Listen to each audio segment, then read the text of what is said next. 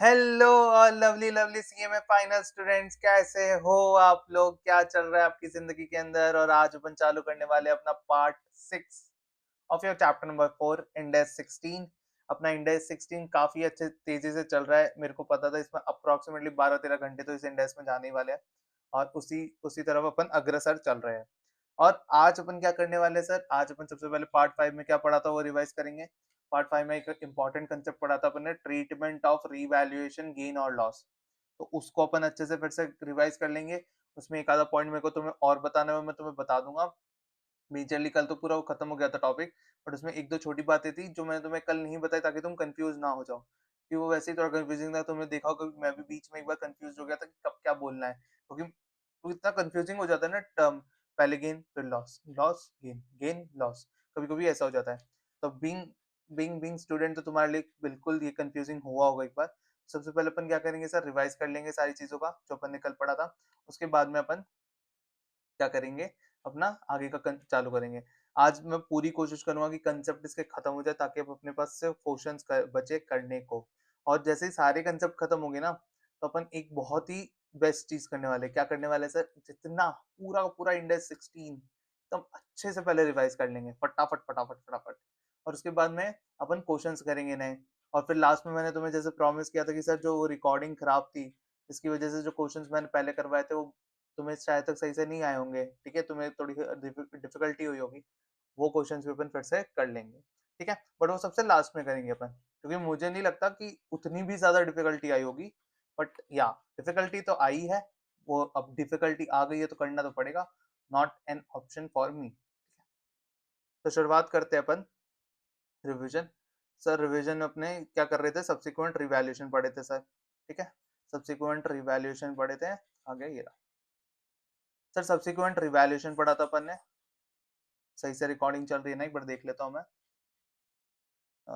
हाँ बिल्कुल सही से चल रही है, एकदम चल रही है, लैग भी नहीं है। तो सर सब्सिक्वेंट रिवैल्यूएशन पढ़ा था अपन ने। सर सब्सिक्वेंट रिवैल्यूएशन में सॉरी, अपन ने ट्रीटमेंट ऑफ रिवैल्यूएशन गेन और लॉस पढ़ा था। Sorry, treatment of revaluation gain और लॉस पढ़ा था सर। ट्रीटमेंट किस तरीके से करेंगे सर? अब मैं रिवैल्यूएशन कर रहा हूँ, तो रिवैल्यूएशन के टाइम पे अब मेरे को जो गेन लॉस आ रहा है, उस गेन और लॉस को मेरे को कहाँ ट्रांसफर करना है, कैसे ट्रीट करना है? पहले लॉस हुआ सर, बाद में गेन हुआ, पहले गेन हुआ बाद में लॉस हुआ, किस तरीके से हम ट्रीटमेंट करेंगे? तो सर जब आप पहली बार रिवैल्यूएशन करते हो, सर हम पहली बार रिवैल्यूएशन कब करते हैं? या तो तुम एग्जिस्टिंग कॉस्ट मॉडल में थे, अब रिवैल्यूएशन मॉडल पे जा रहे हो, या तो तुमने कोई नई एसेट खरीदी, उसे तो इनिशियली कॉस्ट पे रिकॉर्ड कर लिया। Now you are going from the first financial year के एंड से तुम अपने रिवैल्यूएशन मॉडल पे जा रहे हो। तो तुम्हें रिवैल्यूएशन जो करना है वो किस तरीके से करना है सर? मतलब रिवैल्यूएशन का गेन लॉस को किस तरीके से ट्रीट करना है सर? फर्स्ट टाइम अगर रिवैल्यूएशन कर रहे हो और उसमें गेन हो जाता है, तो जो भी गेन होगा सर वो किधर जाता है? ओसीआई के अंदर। सर जो भी फर्स्ट टाइम तुम रिवैल्यूएशन कर रहे हो, उसमें जो भी तुम्हारा गेन होता है वो किधर जाता है सर? ओसीआई के अंदर, other comprehensive income. Other comprehensive income के बारे में अभी तक नहीं पढ़ा है तो पहले जाके schedule 3 lecture number 3 chapter number 2 जरूर देख के आओ, फिर ये बेटा ये चैप्टर को पढ़ना। पार्ट सारे करते जा रहे हो बट ओसीआई के बारे में ही नहीं पता, तो फिर तुम्हें दिक्कत होगी आगे की और चैप्टर समझने में भी। सर ये ओसीआई में जाएगा सर, ये ओसीआई ओसीआई में अपना गेन जाएगा। ये ओसीआई का जो भी गेन होगा ना, ये किधर जाता है? रीवैल्यूएशन सरप्लस में। आगे जाके किधर चल जाता है सर? इसका नाम क्या है? Revaluation surplus. और ये रीवैल्यूएशन सरप्लस किधर दिखता है सर? बैलेंस शीट के अंदर अदर इक्विटी, ठीक है, किधर दिखेगा ये? अदर इक्विटी के अंदर। ये चीज मैंने तुम्हें कल नहीं बताई थी, मेरे को तुम्हें ना उतना अंदर अंदर नहीं लेके जाना, तो मुझे तुम्हें बेसिक टर्म्स बता देने थे सारे, तो मैंने तुम्हें कल बता दिए थे। बाकी तो बस यही बोलूंगा कि अब जो भी चीजें होगी ना, वो तुम्हारा गेन लॉस किधर से सेटल होता है सर? रीवैल्यूएशन सरप्लस से। Revaluation surplus. और ये रीवैल्यूएशन सरप्लस किधर रहता है? तुम्हारा अदर इक्विटी के अंदर। Other equity. ओके सर, समझ गए। सर अगर हमारा सर अगर तुम्हारा लॉस होता है, तो लॉस किधर जाता है सर? पीएनएल। सर पीएनएल में क्यों जाता है सर? ये रिवैल्यूएशन सरप्लस में क्यों नहीं जाता? इसका ओसीआई में क्यों नहीं जाता सर? ये पीएनएल में इसलिए जाता है just because of prudence and conservatism principle. Prudence and conservatism principle क्या बोलता है? You should realise all your probable losses immediately, ठीक है, आपको हमेशा इमीडिएटली अपने प्रोबेबल लॉसेस को, आपको गेन्स को नहीं देखना कभी भी, उसे इमीडिएटली रियलाइज मत करो, बट अपने जो प्रोबेबल लॉसेस है उसको हमेशा क्या करो? इमीडिएटली रियलाइज कर दो। तो जस्ट बिकॉज ऑफ लॉस हुआ, तुम्हें दिख गया कि भाई तुम्हारी पीपी जो तुम ख्वाबों में सजा के बैठे थे, 1 करोड़ की बना के बैठे थे, और सर 1 करोड़ की तो बची ही नहीं सर। उसका जब हमने फेयर वैल्यू देखा, तो फेयर वैल्यू तो ससुरा उसका 50 लाख निकला है सर। 50 लाख का नुकसान हो गया सर। ये 50 लाख का नुकसान तुम्हें as per prudence conservatism principle Ind AS 16 क्या बोलता है, सीधा पी&एल में दिखाओ। ओके सर, समझ गए। सर सब्सिक्वेंट रिवैल्यूएशन क्या है? सर सब्सिक्वेंट रिवैल्यूएशन क्या होता है? पहले एक बार तो रिवैल्यूएशन करोगे नहीं, रिवैल्यूएशन मॉडल अपना है, तो कंसिस्टेंटली रिवैल्यूएशन मॉडल फॉलो करोगे। तो सर तुमने अब फिर से रिवैल्यूएशन किया अगले साल, तो सर अब अगले साल जब रिवैल्यूएशन किया ना, तो गेन आया मेरा, या तो लॉस भी आ सकता है। पहले अपन पकड़ के चलते हैं कि सर मेरा गेन आया। सर अब ये गेन आया तो इस गेन का क्या करूंगा सर? ओसीआई के अंदर डालूंगा कि क्या करूंगा इसका? तो पहले क्वेश्चन पूछो खुद से, क्या तुमने जब पहली बार रिवैल्यूएशन किया था, उससे पहले जब रिवैल्यूएशन किया था, तो तुम्हारा क्या आया था? गेन आया था या लॉस आया था? सर मेरा पहली बार रिवैल्यूएशन किया था ना सर, तो गेन आया था सर। तो गेन पहली बार रिवैल्यूएशन किया था, अभी भी रिवैल्यूएशन किया तो क्या आया गेन? तो इंडेक्स सेक्शन बोलता है भाई तुम्हारे पास तो गेन ही आ रहा है ना, तो जब भी गेन आ रहा है तो किधर ट्रांसफर कर दो? ओसीआई के अंदर। ठीक है, पहली बार भी रिवैल्यूएशन था, अभी भी रिवैल्यूएशन है सर। तो जब भी आपका सब्सिक्वेंट रिवैल्यूएशन में भी फिर से अगर गेन आता है, तो you have to transfer it to OCI. OCI में आपको रिवैल्यूएशन सरप्लस, रिवैल्यूएशन सरप्लस किधर रहता है? अदर इक्विटी के अंदर। It is nothing but presentation, it is related to the presentation of financial statement. ठीक है सर, फर्स्ट टाइम रिवैल्यूएशन पे लॉस था सर, गेन नहीं था। पहले हमारी बिल्डिंग उस टाइम बहुत खराब रेट चल रही थी सर, बिल्डिंग की रेट फेयर वैल्यू बहुत कम आई थी सर, इसलिए लॉस हो गया फेयर वैल्यू पे। अब गेन हो गया सर। अब क्या हो गया है? गेन हो गया है। पहले क्या था? हमारा लॉस था। तो तुम्हारा फर्स्ट टाइम रिवैल्यूएशन पे लॉस था, सब्सिक्वेंट रिवैल्यूएशन पे अगर तुम्हारा क्या हुआ है सर? गेन हुआ है, तो एज पर इंड एस 16 सबसे पहले क्या करना पड़ता है सर? जितना भी तुम्हारा गेन है, उस लॉस को जितना कंपनसेट कर देगा, कंपनसेट मतलब पूरा पूरा जितना लॉस तुमने पीएनएल में डाला था, उतना का उतना गेन तुम्हें कंपनसेट करते हुए पीएनएल में डालना पड़ेगा। सर क्यों डालना पड़ेगा? इंडेक्स 16 ये बोलता है भाई तुमने कंजर्वेटिज्म पे पहले तो लॉस बुक कर लिया, बट एक्चुअली में तो वो लॉस होना ही नहीं चाहिए था। तो उस लॉस को तुम करंट फाइनेंशियल ईयर में एक तरीके से क्या कर दो? रिवर्स कर दो, सेट ऑफ कर दो। तो सर हम क्या कर देंगे, जितना भी हमारा लॉस हमने पीएनएल में डाला था at the time of first time revaluation, subsequent revaluation पे उतना ही गेन क्या कर देंगे? हम पीएनएल में डाल देंगे। सर अगर गेन कम हो गया तो भाई जितना है उतना डाल दो, कम है तो क्या कर सकते हैं? सर अगर गेन ज्यादा निकला तो एक्सेस गेन को तुम्हें फिर से किधर डाल देना है? ओसीआई के अंदर।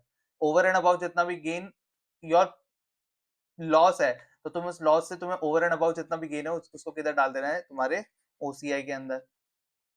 ठीक है सर, ये मैं रिविजन करवा रहा हूँ, इसके एग्जांपल्स भी लिए हुए, वो एग्जांपल्स भी रिवाइज करवा दूंगा, चिंता मत करो तुम। सर सब्सिक्वेंट रिवैल्यूएशन में हमारा लॉस हुआ सर, लॉस हुआ। तो अगर सब्सिक्वेंट रिवैल्यूएशन में तुम्हारा लॉस होता है, तो फिर से सेम क्वेश्चन पूछना है तुम्हें कि सर फर्स्ट टाइम रिवैल्यूएशन पे मेरा गेन था या फर्स्ट टाइम रिवैल्यूएशन पे मेरा लॉस था? सर फर्स्ट टाइम रिवैल्यूएशन पे गेन था सर, पहले फायदा था अब नुकसान हुआ है। तो जैसे गेन गेन की सिचुएशन में किया ना कि पहले लॉस था अब गेन है, वैसे उल्टा कर दो उसको। सर पहले गेन था अब क्या है? लॉस है। तो जितना गेन तुमने ओसीआई में दिखा के रखा है, उतने से जितना भी तुम्हारा लॉस सेट ऑफ हो सकता है उसको क्या कर दो? सेट ऑफ कर दो। और एक्सेस अगर लॉस है सर, ज्यादा लॉस है, तो क्या होगा? वो एक्सेस लॉस किधर चल जाएगा सर? पीएनएल पे चल जाएगा as per prudence principle. Sir अगर लॉस कम है, गेन ज्यादा है ओसीआई के अंदर, तो जितना लॉस है उतना सेट ऑफ कर लो ना भाई, ज्यादा तो तुम कर भी नहीं सकते। तो जितना लॉस होगा, एक्चुअल लॉस जितना भी है तुम्हारा, उतना सेट ऑफ जितना ओसीआई से हो सकता है उतना कर लो। और अगर एक्सेस लॉस है तो किधर ट्रांसफर कर दो? पीएनएल के अंदर। बट सर फर्स्ट टाइम पे भी लॉस था, सेकंड में भी क्या आया? लॉस आया, दोनों टाइम पे लॉस। घटिया बिल्डिंग खरीद ली सर, पिछड़े हुए गांव में बिल्डिंग खरीद ली, बढ़ ही नहीं रहा रेट सर। तो अगर नहीं बढ़ रहा रेट तो कुछ नहीं कर सकते। पहले लॉस को भी कहां पे ट्रांसफर किया था? प्रूडेंस प्रिंसिपल्स के बेसिस पे, पीएनएल के अंदर। अभी भी लॉस हुआ है तो सिर्फ किधर ट्रांसफर कर दोगे तुम? पीएनएल के अंदर। ठीक है, तो सर अपन इसके एग्जांपल देखे थे, तो sir example gain, example number 1 अपन का किसको डिनोट करता है? गेन की सिचुएशन को, फर्स्ट टाइम रिवैल्यूएशन पे गेन। तो अपन ने क्या दिखा था सर कि मेरी करंट करंट कैरिंग अमाउंट जो पीपी की है वो 1 लाख की है बुक्स में, बट सर उसकी फेयर वैल्यू जो है वो कितनी है? 1,20,000। वो तो मुझे इधर मेरी बुक्स में पीपी क्या कम पे है और मैं रिवैल्यूएशन मॉडल अपना रहा हूँ, तो मुझे क्या करना पड़ेगा? पीपी को बढ़ाना पड़ेगा, जस्ट बिकॉज मेरा गेन हुआ है। तो मेरा गेन कितने का हुआ सर? 20,000 का गेन हुआ। तो सर ये जो 20,000 का जो गेन हुआ है वो किधर जाएगा सर?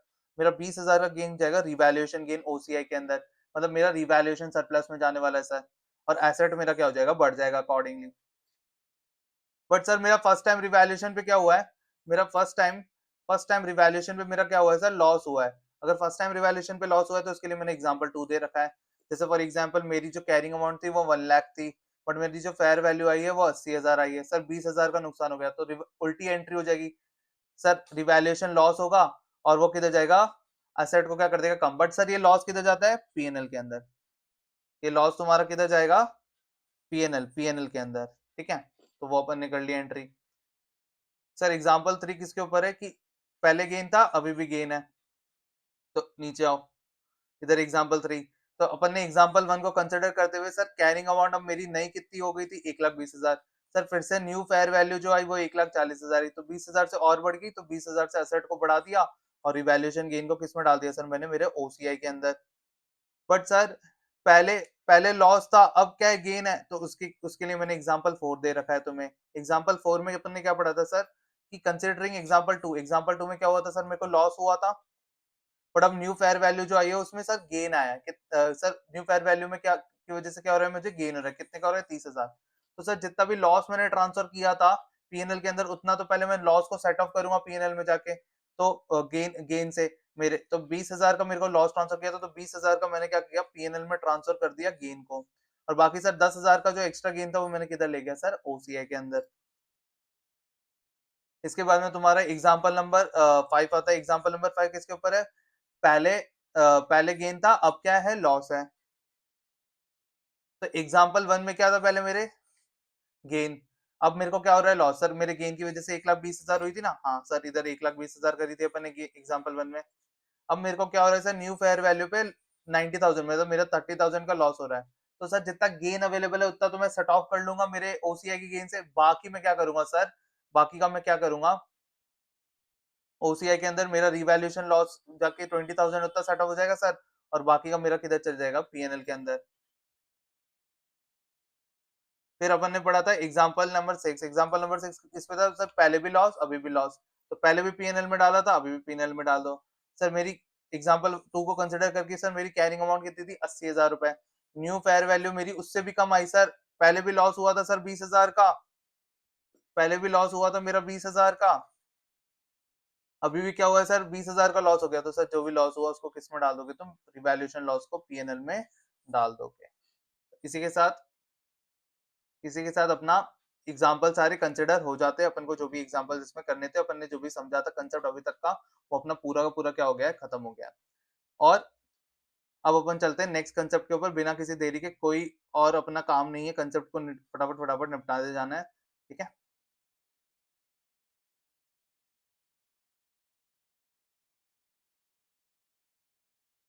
अब अपन का जो नेक्स्ट कंसेप्ट है वो है sir transfer of revaluation surplus to retain earnings, transfer of revaluation surplus to retain earning. Sir जो भी मेरा गेन और लॉस था उसको सेट ऑफ करते करते करते करते मेरा कुछ रीवैल्यूएशन सरप्लस में कुछ अमाउंट बची हुई है सर, रीवैल्यूएशन सरप्लस। सर मेरा जो भी गेन लॉस होता है वो मैं क्या करता हूँ, मेरे ओसीआई से एडजस्ट करते हुए जाता हूँ, एक्सेस लॉस होता है तो पीएनएल में जाएगा नो डाउट, बट वो अगर बाद में गेन होता है तो एडजस्ट होते होते कुछ ना कुछ मेरा बैलेंस बच गया रिवैल्यूएशन सरप्लस में, ठीक है, रिवैल्यूएशन गेन लॉस का एडजस्ट करने के बाद में। सर वो कितने का बचा, 100 का। तो सर ये 100 का रिवैल्यूएशन गेन, अब जो रिवैल्यूएशन सरप्लस मेरे पास बचा है उसको मैं कहाँ लेके जाऊंगा सर, लास्ट में क्या करूंगा उसका, तो उसको तुम क्या कर सकते हो, रिटेन अर्निंग्स में डाल सकते हो। किसमें डाल सकते हो, रिटेन अर्निंग्स, जो तुम्हारे रिटेन अर्निंग्स होती है ना, रिटेन अर्निंग्स एक तरीके से तुम्हारे जो रिजर्व्स होते हैं ना, तुमने जितना रिटेन किया बिजनेस के अंदर, प्रॉफिट जितना रिजर्व करके रखा हुआ है अपना, एक्यूमुलेट करके रखा हुआ है। रिटेन अर्निंग्स क्या होती है सर, जो मैंने डिस्ट्रीब्यूट नहीं किया एज अ डिविडेंड, वही तो मेरी रिटेन अर्निंग्स होती है। तो सर वो रिटेन अर्निंग्स में क्या हो जाएगा, ट्रांसफर हो जाएगा रिवैल्यूएशन सरप्लस। तो the revaluation surplus accumulated in equity, जो भी आपका इक्विटी के अंदर, इक्विटी के अदर इक्विटी में रिवैल्यूएशन सरप्लस पड़ा होगा, उसको आप किधर transfer, it just existing entry है, it doesn't give any impact. मेरे को बताओ, अगर मेरा मेरा ये बैलेंस शीट है, ठीक है, बैलेंस शीट इसमें मेरी ये इक्विटी है, रुको तुम्हें थोड़ा थोड़ा रफ करके अच्छे से बताता हूँ, रुको।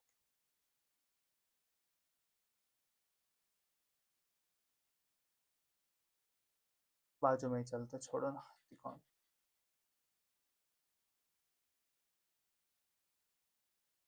तुम्हारा ये जो रिवैल्यूएशन सरप्लस में कितना रुपए बचा है, 100 रुपए बचा है सपोज करो, ठीक है। तो सर तुम लोग को क्या करना है, इक्विटी से किस में ट्रांसफर कर सकते हो तुम, अदर इक्विटी में, रिवैल्यूएशन सरप्लस में से किस में ट्रांसफर कर सकते हो तुम, रिटेन अर्निंग्स में, रिटेन अर्निंग्स में, ठीक है।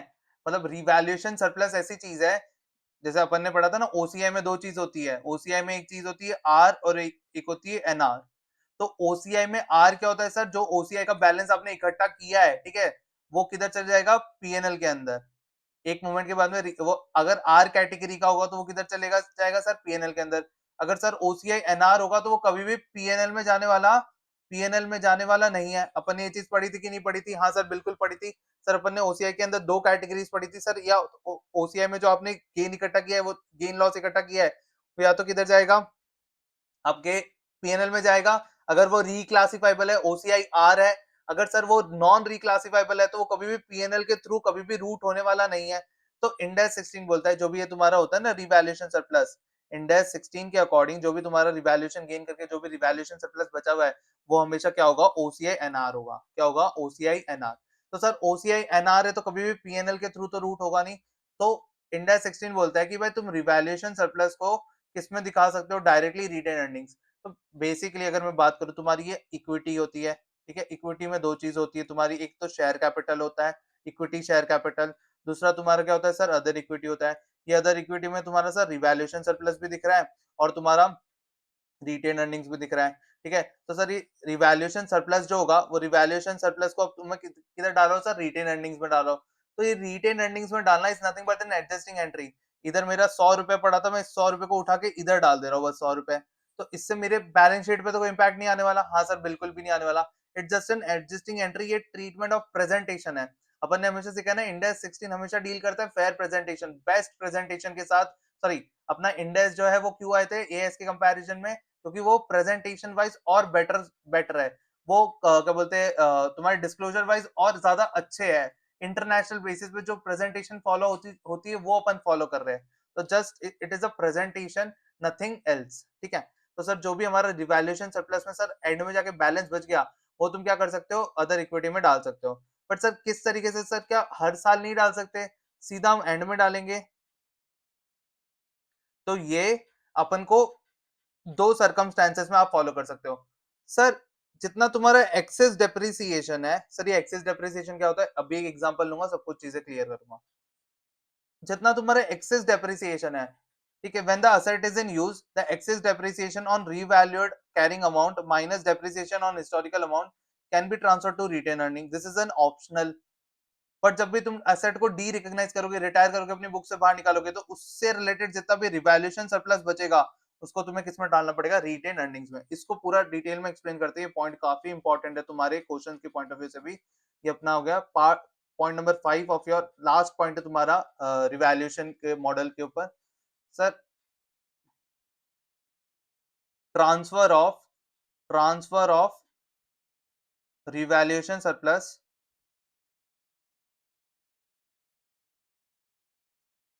To retain earnings.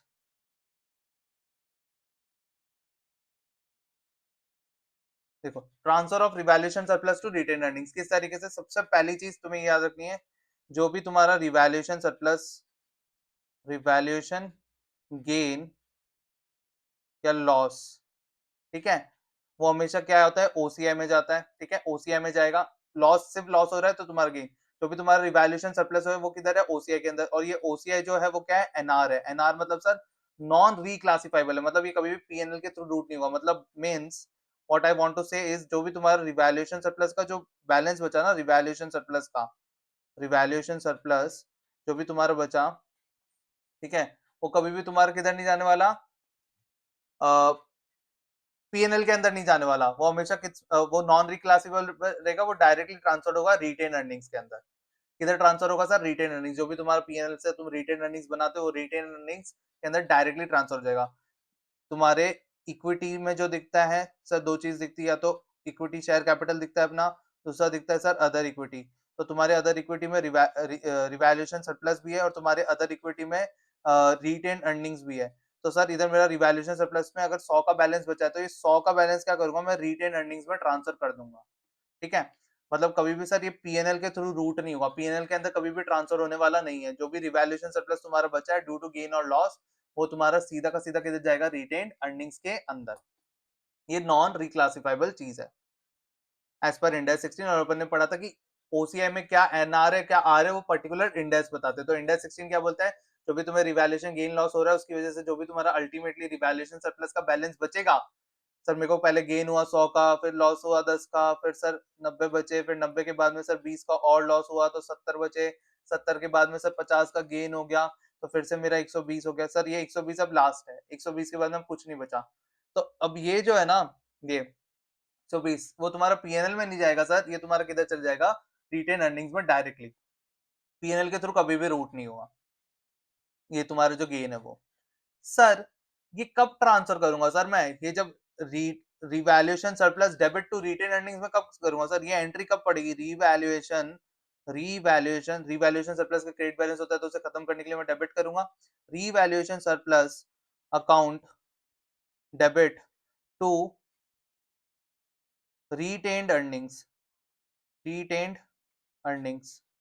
सर ये एंट्री कब पड़ेगी सर, तो इंडेक्स 16 तुम्हें दो ऑप्शन देता है, एक तो मैंडेटरी है एक ऑप्शनल है, ठीक है। ऑप्शन वन, ऑप्शन वन ये है तुम्हारा ऑप्शनल ऑप्शन, मतलब it is not mandatory, basically that is not mandatory. मतलब ये तुम करना चाहो तो कर सकते हो, ठीक है, तुम अगर ये फॉलो करते हो, तुम्हारा प्रेजेंटेशन ऐसा है तो तुम कर सकते हो। सर ये ऑप्शनल क्या बोलता है, ये ऑप्शनल ऑप्शनल प्रेजेंटेशन तुम्हें बोलता है कि भाई देखो, सपोज करो मेरी एक एग्जाम्पल वन लेता हूं मैं इसके लिए। मेरी पीपी की कैरिंग अमाउंट थी, वो थी sir 1 lakh rupees. Year and हुआ, इसकी यूजफुल लाइफ जो थी वो 10 साल थी, यूजफुल लाइफ कितनी है, 10 ईयर्स, ठीक है, 10 साल की मेरी यूजफुल लाइफ है। स्क्रैप वैल्यू कुछ नहीं है, नील पकड़ो। तो सर मेरा जो डेप्रिसिएशन आएगा, depreciation for the first year कितना आएगा, 1 lakh divided by 10, that will be equal to 10,000, ठीक है। तो सर डेप्रिसिएशन माइनस करूंगा कितना हो जाएगा, 90,000 हो जाएगा। इसके बाद में मैंने इसका क्या किया, फेयर वैल्यू पे गया, ठीक है, रिवैल्यूएशन मॉडल पे गया। तो सर इसकी फेयर वैल्यू जो आई वो आई मेरी 1,20,000 रुपए। कितनी आई, 1,20,000 रुपए। तो सर अब मेरे को क्या होगा, इधर गेन हुआ होगा कितने का, 30,000 का। तो सर जिस टाइम गेन हुआ, जिस टाइम रिवैल्यूएशन रिवैल्यूएशन गेन हुआ, उसी टाइम पे ट्रांसफर कर दोगे रिटर्न अर्निंग पे, ये बिल्कुल नहीं कर सकते, ये चीज नहीं बोल रही है। तो सर अब मेरा 1,20,000, तो मेरा एंट्री क्या मारता मैं इसमें, एसेट को सर बढ़ा देते, आप एसेट अकाउंट डेबिट कर देते हैं, तो आपका रिवैल्यूएशन गेन हो जाता सर, रिवैल्यूएशन गेन, और ये ओसीआई में जाता सर, ओसीआई अकाउंट, ठीक है। ये तुम्हारा होता है रिवैल्यूएशन गेन टू, मतलब asset account debit to revaluation gain, तुम्हारा ये होता है ओसीआई के अंदर जाता। और अब तुम्हारी जो न्यू कैरिंग अमाउंट आती है, new carrying amount in books क्या हो जाती है, अब न्यू कैरिंग अमाउंट कितनी हो जाती है, 1,20,000 रुपए। और रिमेनिंग यूजफुल लाइफ कितनी रहती, रिमेनिंग यूजफुल लाइफ, सर 1 साल आपने यूज कर लिया तो अब कितनी बचेगी सर, 9 ईयर्स। तो अब मैं कितने, अब मैं 1,20,000 को 9 साल में डेप्रिशिएट करता, हाँ बिल्कुल, तो मेरा नेक्स्ट ईयर का डेप्रिसिएशन कितना आता है, 1,20,000 डिवाइडेड बाई 9, कितना आता है, 1,20,000 डिवाइडेड बाय 9। तो 1,20,000 डिवाइडेड बाय 9 करके मैं क्या कर दूंगा, 1,20,000 डिवाइडेड बाय 9 करके मेरा क्या आ जाएगा, कैलसी पे फटाफट कर लेते हैं, 1,20,000,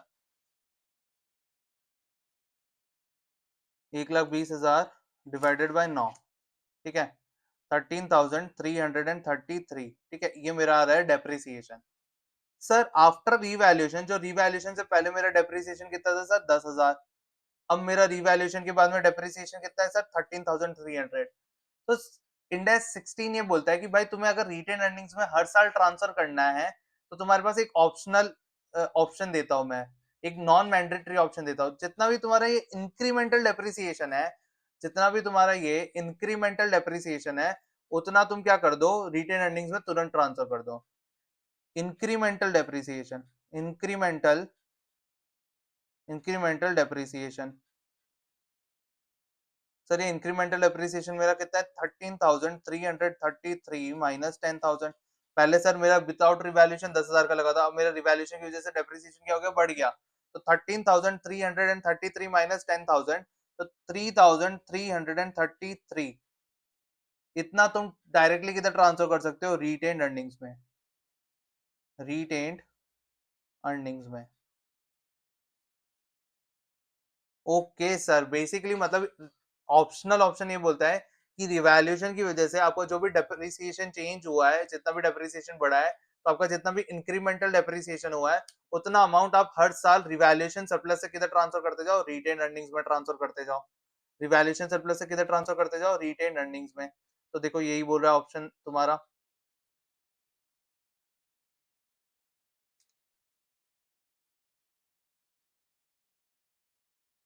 एक सेकेंड,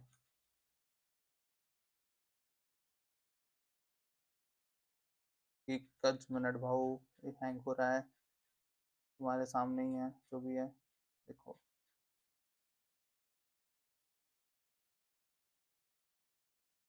कच मिनट, पिछली रिकॉर्डिंग चल रही है कि नहीं चल रही, सही से चल रही है एकदम। 10 मिनट दो मैंने बाहू तुम्हें लोगों।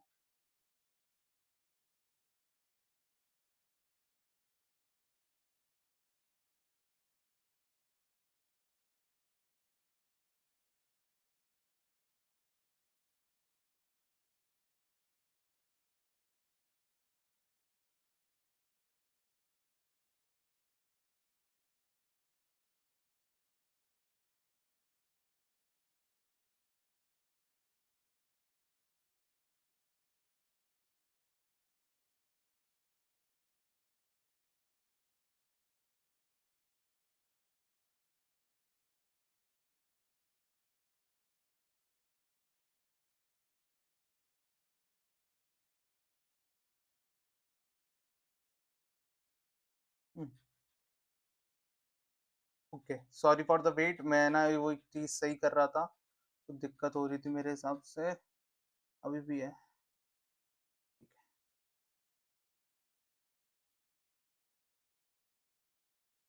तो तुम्हारे जो ऑप्शनल ऑप्शन है क्या बोलता है कि सर जो हमारा रिवैल्यूएशन करके डेप्रिसिएशन आया, और जो हमारा सर पुराना डेप्रिसिएशन था, तो सर रिवैल्यूएशन की वजह से मेरा डेप्रिसिएशन क्या हो गया, बढ़ गया।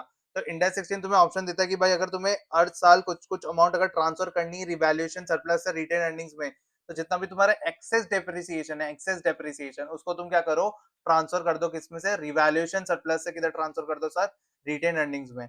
तो यही फर्स्ट ऑप्शन तुम्हें बोलता है एक्सेस डेप्रिसिएशन अप्रोच। सर ये एक्सेस डेप्रिसिएशन अप्रोच तुम्हारा क्या निकल के आया, एक्सेस, अरे यार फिर से,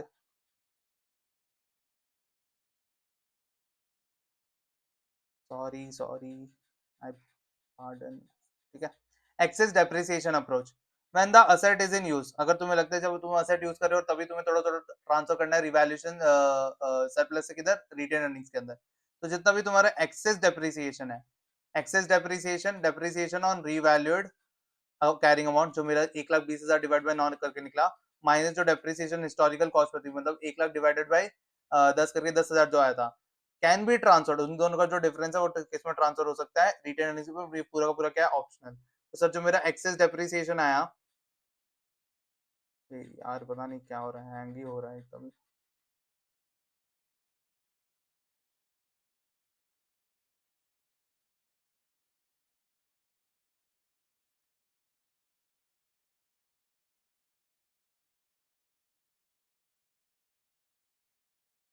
तो जो सर मेरा एक्सेस डेप्रिसिएशन आया कितना है, 33,000। तो सर ये जो इतनी अमाउंट का मैं क्या करूंगा, रिवैल्यूएशन सरप्लस से, रिवैल्यूएशन सरप्लस से,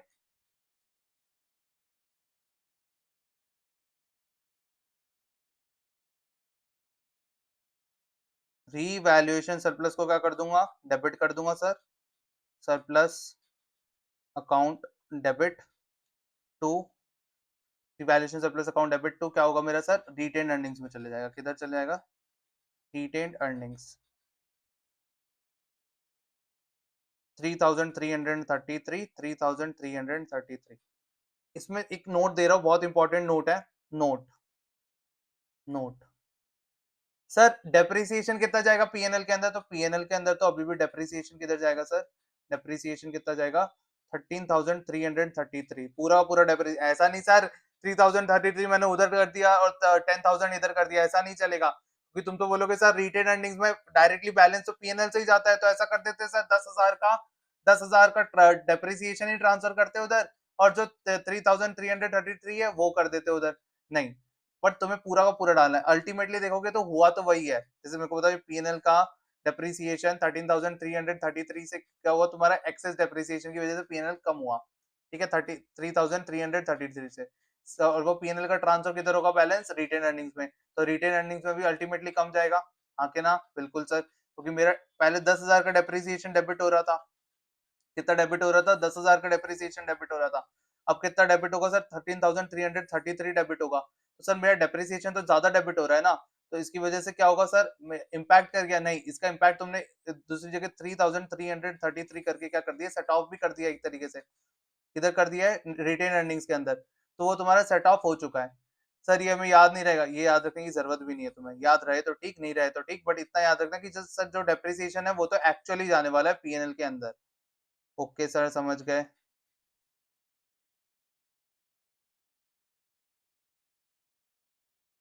तो मैं तुम्हें लॉजिक देने की कोशिश कर रहा था, बट कुछ कुछ चीजें तुम्हें मेमोराइज भी करनी पड़ेगी, memorise in the sense conceptually याद भी रखनी पड़ेगी ये चीजों को।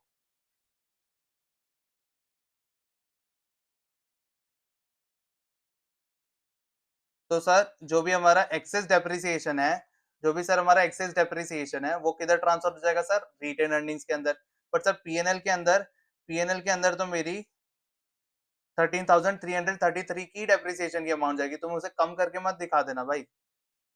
ओके सर, दूसरा मेथड क्या बोलता है, एक तो ये हो गया ऑप्शन वन, अब बात करते हैं ऑप्शन टू की। ऑप्शन टू तो तुम्हें मैंडेटरीली करना ही पड़ेगा, बहुत बेसिक सा ऑप्शन है, कुछ नहीं बोलता ये। ऑप्शन टू क्या है, mandatory option. Sir option two mandatory option क्या बोलता है, जब भी तुम अपनी असेट को रिटायर्ड करोगे, रिटायर मतलब अपनी बुक से निकालोगे, ठीक है, या तो तुम उसकी क्या कर दोगे, सेल कर दोगे, ठीक है, रिटायर करोगे या तो क्या कर दोगे सर सेल कर दोगे, तो तुम्हारा उसका उसके असेट के रिलेटेड जितना भी पीएनएल जितना भी तुम्हारा रिवैल्यूएशन सरप्लस होगा, उस रिवैल्यूएशन सरप्लस को तुम्हें किधर ट्रांसफर कर देना है, उस रिवैल्यूएशन सरप्लस को तुम्हारा जितना भी, जब भी तुम उसे डी रिकॉग्नाइज करोगे, बुक से बाहर निकालोगे, डिस्पोज करोगे या तो बेच दोगे या रिटायर होगा, मतलब जिस भी तरीके से एसेट तुम्हारी बुक से अब जा रहा है, तो जितना भी उसके रिलेटेड रिवैल्यूएशन सरप्लस पड़ा हुआ है, उसको क्या करोगे तुम सीधा का सीधा रिटेन अर्निंग्स में ट्रांसफर कर दोगे, और ये चीज करना मैंडेटरी है। जो असेट का तुम्हारा बुक से बाहर चले गया, डिस्पोजल हो गया, रिटायर्ड हो गया वो असेट, तो उस असेट से रिलेटेड जितना भी तुम्हारा रिवैल्यूएशन सरप्लस है का बैलेंस है, उतना का पूरा तुम किस में ट्रांसफर कर दोगे, रिटेन अर्निंग्स के अंदर।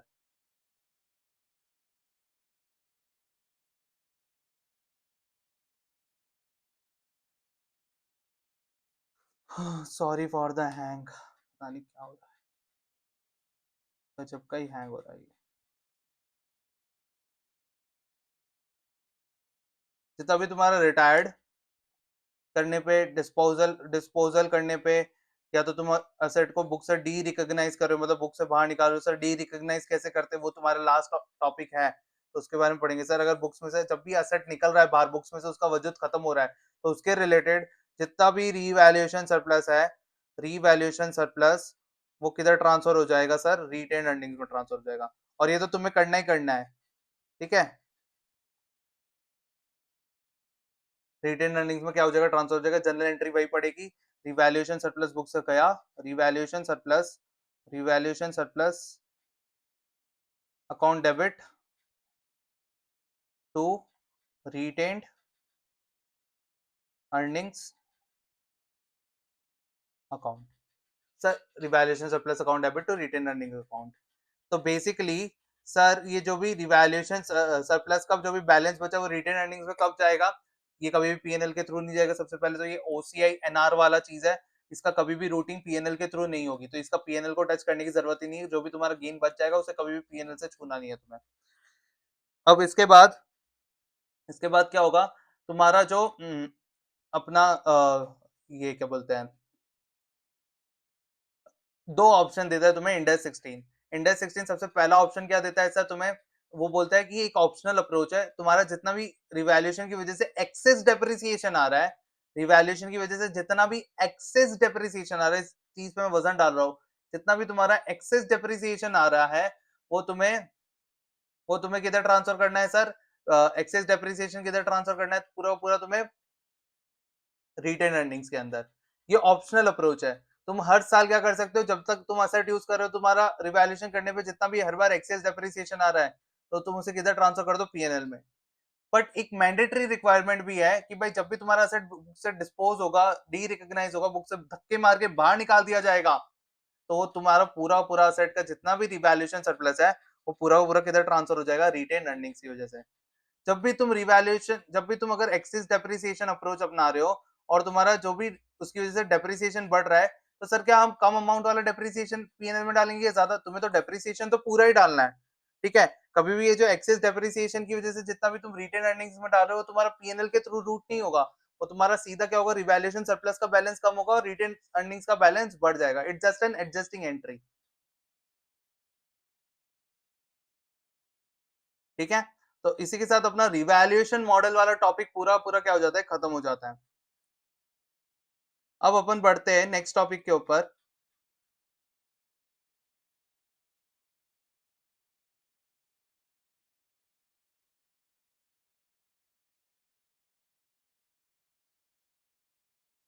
जो कि है कंपोनेंट अकाउंटिंग में बाद में आऊंगा मैं, जो कि है तुम्हारा subsequent cost incurred. Subsequent cost incurred, ये तुम्हारा बहुत नॉर्मल सा टॉपिक है, मैंने लिख दिया होगा उस दिन, बेसिक टॉपिक एकदम ही। सर कोई पीपी है हमारी बुक्स के अंदर, उस पीपी के अंदर पीपी आ गई, पीपी का subsequent sorry initial measurement subsequent measurement हो रहा है, उसी दौरान हमने क्या किया? उस पीपी के रिलेटेड कुछ खर्चे किए सर।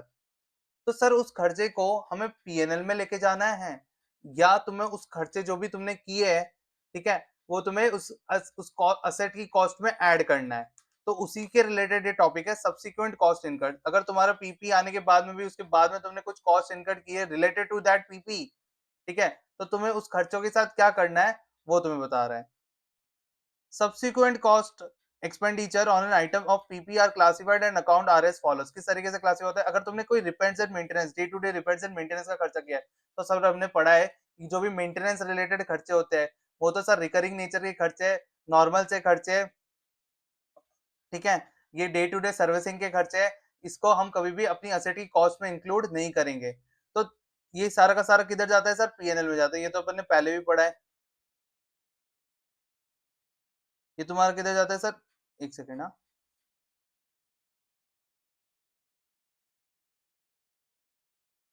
जो भी तुम्हारा पीएनएल, ये जो तुम्हारा day to day repairs and maintenance के रिलेटेड जो भी खर्चे करोगे तुम उस पीपी को मेंटेन करने के लिए, ठीक है, वो तुम्हारा किधर जाएगा सर? पीएनएल में। ये सर असेट की कॉस्ट में नहीं आता, और किधर जाता है सर? पीएनएल में। बट सर हमने कुछ है ना उसका पार्ट है ना, पार्ट वो रिप्लेस कर दिया सर। एक बहुत बड़ी मशीनरी थी, उस मशीनरी में एक है ना मोटर लगी हुई थी, बट बहुत इंपॉर्टेंट मोटर, करोड़ों की मोटर थी सर। उस मोटर को क्या किया सर? हमने पुरानी मोटर निकाली और नई मोटर इंसर्ट कर दी। सर हमारी एक मशीनरी थी, मशीनरी के अंदर एक मोटर यूज होती थी, उस मोटर को क्या किया सर? हमने ओल्ड मोटर को बाहर निकाल दिया, नई मोटर लगा दी। तो ये कॉस्ट क्या हम अपनी एसेट के अंदर इंक्लूड कर सकते हैं? तो इंडेक्स 16 क्या बोलता है? हाँ। तुम क्या करोगे? जो पुरानी जो मोटर थी उसकी कॉस्ट को क्या करोगे? पीपी में से माइनस करोगे, और जो नई नई मोटर जो आपने खरीदी उसकी कॉस्ट को क्या कर दोगे? ऐड कर दोगे। इसी को बोला जाता है कंपोनेंट अकाउंटिंग, जो अपन ऊपर पढ़ेंगे भी, ठीक है। तो इसके रिलेटेड बहुत दुख दे रहा है ये मेरे को।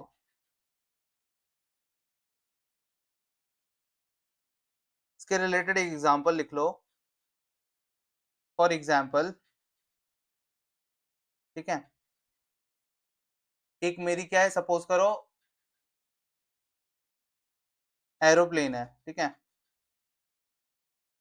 इसके अंदर की जो टरबाइन होती है, टरबाइन, एरोप्लेन में छोटी छोटी सी टरबाइन होती है ना, तो जो टरबाइन है, ठीक है, वो टरबाइन को क्या करना है? मुझे रिप्लेस करना है। क्या करना है? रिप्लेस करना है। तो ये सर टरबाइन जब आप रिप्लेस करोगे, it is the major major part है, वो बहुत बड़ा पार्ट है किसका? एरोप्लेन का। तो जब भी सर इसको आप रिप्लेस करोगे और न्यू पार्ट लगाओगे, रिप्लेस करके मुझे क्या करना है? न्यू पार्ट इंसर्ट करना है। न्यू न्यू टरबाइन लगानी है।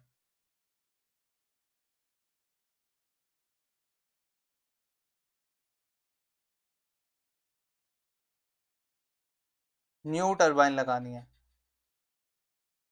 ठीक है। तो पुरानी वाली रिप्लेस करनी है, नई वाली लगानी है। तो क्या इंडेक्स 16 क्या बोलता है कि सपोज करो तुम्हारी एरोप्लेन 100 की है, इसमें से 10 रुपए क्या है तुम्हारे पुराने टरबाइन का कॉस्ट है, ठीक है। तो 10 रुपए हटा दो, और न्यू टरबाइन का जो कॉस्ट है वो सपोज करो 20 रुपए, तो 20 रुपए क्या कर दो, जोड़ दो। तो ये हो गई तुम्हारी ओवरऑल कॉस्ट। ओवरऑल कॉस्ट, उसमें से तुमने क्या किया, ओल्ड टरबाइन की कॉस्ट को क्या कर दिया, हटा दिया, और न्यू टरबाइन की कॉस्ट को क्या कर दिया, ऐड कर दिया। और तुम्हारा फिर ये वैल्यू कितनी आ गई तुम्हारी, 110, ठीक है। तो अगर कभी भी तुम रिप्लेसमेंट करते हो तो उसमें लगती है कंपोनेंट अकाउंटिंग। तो तुम्हें क्या करना है, डी रिकॉग्नाइज करना है, ओल्ड अमाउंट, ओल्ड टरबाइन को कैरिंग अमाउंट से बाहर निकालना है, और न्यू को क्या कर देना है, रिकॉग्नाइज कर देना है, मतलब ऐड कर देना है। तो सर अगर हम रेगुलर रिपेयर्स एंड मेंटेनेंस करते हैं तो सर हमने पहले भी पढ़ा, ये आफ्टर जो यूजेबल कंडीशन में लाने के बाद के खर्चे, ये रेगुलर टाइप के खर्चे ये होते हैं। इससे कोई हमारी मशीन की जो लाइफ है वो भी नहीं बढ़ती, कोई मेजर चेंज भी नहीं आता हमारी मशीन के अंदर, प्रोडक्शन कैपेसिटी में बहुत बड़ा बदलाव नहीं आता। ये रेगुलर रिकरिंग नेचर के खर्चे हैं, तो ये किधर जाते हैं, पीएनएल के अंदर। बट सर ये जो रिप्लेसमेंट करते हैं हम बड़ी बड़ी चीजों, अब मेरी ओल्ड टरबाइन गई, न्यू टरबाइन आई, तो इससे मेरी लाइफ क्या हो जाएगी, बढ़ जाएगी, इसको मैं ज्यादा टाइम तक यूज कर पाऊंगा, किसको, मेरे एरोप्लेन को। तो उस वजह से क्या हुआ, मेरी एफिशिएंसी पे भी इम्पैक्ट आएगा यूज के। तो basically it is increasing the future benefits. तो तुम्हारे को क्या करना है, उसकी पुरानी जो कॉस्ट थी उसको क्या करना है, माइनस करना है रिप्लेसमेंट में, और नई कॉस्ट को क्या कर देना है, ऐड कर देना है। Major inspection and overhauling, sir major inspection क्या होता है, मेजर इंस्पेक्शन ओवरऑलिंग क्या होता है सर।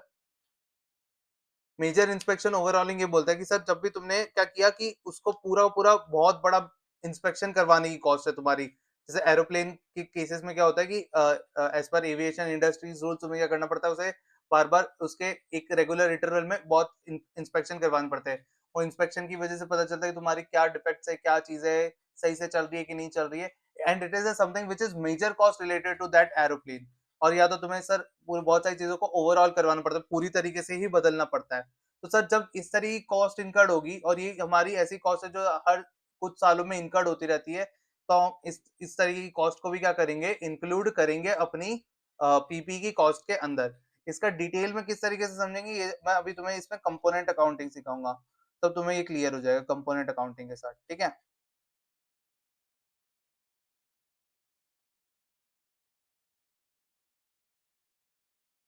और इसमें एक नोट भी है, वो बहुत इंपॉर्टेंट नोट है, तुम्हारे क्वेश्चन में बहुत काम आएगा, ठीक है। अभी अपन ये भी करेंगे। अपन कंपोनेंट अकाउंटिंग पे जाएंगे, वो बहुत इंपॉर्टेंट कंसेप्ट है, इस पे बहुत सारा क्वेश्चन भी आया हुआ है तुम्हारे एग्जाम के अंदर भी, और मेरे पास और एक्स्ट्रा क्वेश्चन भी है। तो कंपोनेंट अकाउंटिंग को अपन डिटेल में अच्छे से लेके चलेंगे, उसके साथ में अपन ये मेजर इंस्पेक्शन और ओवरऑल को भी कवर करेंगे। और सब्सिक्वेंट कॉस्ट इनकम में असेट को लाने के बाद में अगर कुछ कॉस्ट इनकर्ड होते हैं, तो उसमें अगर repairs and maintenance, regular recurring nature, day to day servicing की खर्चे, तो कभी भी कॉस्ट ऑफ असेट में इंक्लूड नहीं होंगे, कॉस्ट ऑफ पीपी में इंक्लूड नहीं होंगे। पर सर ऐसा रिप्लेसमेंट के मेजर रिप्लेसमेंट के खर्चे है सर, तो वो तुम्हारा क्या होगा, उसमें कैसे करना है सर, जो पुराना पार्ट जो रिप्लेस हो रहा है उसको क्या कर देना है, अपनी बुक्स में से हटा देना है, और न्यू पार्ट की जो कॉस्ट है उसको क्या कर देना है, ऐड कर देना है, ठीक है। Okay sir. Land and building अपन ने डिस्कस किया था सर। लैंड एंड बिल्डिंग अगर आपने सेम एक साथ में परचेस किया, बट उसे किस तरीके से डील करना है, सेपरेबल असेट में ट्रीट करना है। लैंड की लाइफ जनरली इनफाइनाइट होती है, तो हम उसे नॉन डेप्रिशिएबल मानते हैं, उसे डेप्रिशिएट नहीं करते। बट बिल्डिंग की लाइफ क्या होती है, जनरली फाइनाइट होती है, और हम उसे क्या करते हैं, डेप्रिशिएट करते हैं। तो उसको अकॉर्डिंगली डेप्रिशिएट करना है। तुम ऐसा नहीं कर सकते लैंड और बिल्डिंग की वैल्यू प्लस करके तुम बिल्डिंग की जितनी यूजफुल लाइफ है उससे डेप्रिशिएट कर दो, ये गलत तरीके की अकाउंटिंग होगी। तो लैंड को अलग तरीके से डेप्रिशिएट करना पड़ेगा, बिल्डिंग को अलग से। लैंड जनरली इनफाइनाइट लाइफ का होता है तो डेप्रिशिएट नहीं होता, बट इन केस अगर उसकी फाइनाइट लाइफ है तो उसका डेप्रिसिएशन उसके अकॉर्डिंग ही होगा। भले तुमने साथ में खरीदा, इट डजंट मैटर, उसकी हमेशा अकाउंटिंग सेपरेटली ही की जाएगी। ये इंडेक्स 16 की गाइडेंस है तुम्हारे लिए।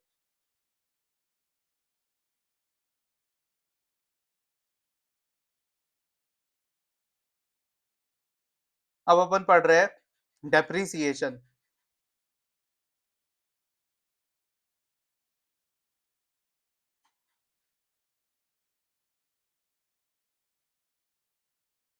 सर डेप्रिसिएशन बचपन से पढ़ते आए हो तुम, ठीक है, तो डेप्रिसिएशन पढ़ते हैं। डेप्रिसिएशन क्या होता है सर, आज एक असेट 100 करोड़ की खरीदी अपन ने, ठीक है, तो सर 100 करोड़ का खर्चा पूरा पूरा डाल नहीं सकते अपन ने, स्टार्टिंग में पढ़ा था इट इज एन एक्सपेंडिचर, इसका बेनिफिट मुझे जितने सालों में मिलेगा वो उतने सालों में इसके खर्चे को क्या कर दूंगा, डिवाइड कर दूंगा, जितने साल तक मैं इसे यूज करके बेनिफिट जनरेट करूंगा उतने साल में डिवाइड कर दूंगा। तो सर सपोज करो मैं इसको 10 ईयर्स में यूज करूंगा, तो 10 ईयर्स तक क्या कर दूंगा मैं इसकी कॉस्ट को डिवाइड करते हुए चलूंगा, तो 100 डिवाइडेड बाई 10 और मेरा कितना जाएगा 10 करोड़ हर साल का मेरा क्या हो जाएगा, एक्सपेंस हो जाएगा। तो डेप्रिसिएशन क्या होता है, असेट की कॉस्ट को सिस्टमैटिकली उसकी यूजफुल लाइफ में डिवाइड कर देना, असेट की कॉस्ट को एज एन एक्सपेंस सिस्टमैटिकली उसकी यूजफुल लाइफ में डिवाइड कर देना और हर एक ईयर उसे एज ए एक्सपेंस की तरह पीएनएल में लेके जाना, उसी को क्या बोलते हैं अपन, डेप्रिसिएशन। तो यहाँ पे सिंपल से डेप्रिसिएशन बोला हुआ है, ये तो तुम बचपन से पढ़ते आ रहे हो, depreciation is the systematic allocation of the depreciable amount of an asset over its useful life. तो basically depreciation is nothing but an expense जो तुमने अपने एक्सपेंडिचर को क्या करते जा रहे हो, हर साल कम करते जा रहे हो उसकी यूजफुल लाइफ के अकॉर्डिंग। सर डेप्रिसिएशन के कितने मेथड होते हैं, तो सर डेप्रिसिएशन के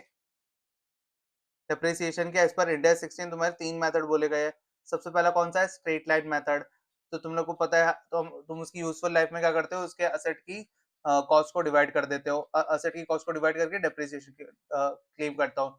सर डब्ल्यूडीवी मेथड, सर जो भी तुम्हारी रिटर्न डाउन वैल्यू होती है उसमें से उसको ही तुम क्या करते हो, बार बार डेप्रिशिएट करते रहते हो according to the return down value percentage. और दूसरा होता है units of production method. Units of production method किस पर डिपेंड करता है, जितना तुमने प्रोडक्शन किया उस बेसिस पे तुम क्या करते हो, डिप्रिशिएट करते हो। इसको अपन डिटेल में लेते हैं, ठीक है, नीचे चलते हैं और इसका पूरा नोट बनाते हैं। पॉइंट नंबर 7 है तुम्हारा ये किसका, डेप्रिसिएशन का। सर डेप्रिसिएशन मतलब अपने क्या समझा सर, डेप्रिसिएशन मतलब क्या होता है सर, जो भी हमारे असेट है उसकी उसकी कॉस्ट को उसकी यूजफुल लाइफ में क्या कर देना, डिवाइड कर देना, उसी को हम क्या बोलते हैं, डेप्रिसिएशन। डेप्रिसिएशन की सर सबसे पहले अपन किसके बारे में डिस्कस कर रहे हैं, मेथड के बारे में। डेप्रिसिएशन के मेथड्स, सर ये तो हमने बचपन से पढ़ा है सर, क्या पढ़ा रहे हो ये सब चीजें, हम फाइनल के स्टूडेंट्स है, समझना पड़ेगा, बेसिक बेसिक चीजें तो फिर से याद करनी पड़ेगी। सर 3 मेथड सजेस्ट करते हैं, सबसे पहला है एसएलएम। एसएलएम को क्या बोलते हैं अपन, स्ट्रेट लाइन मेथड।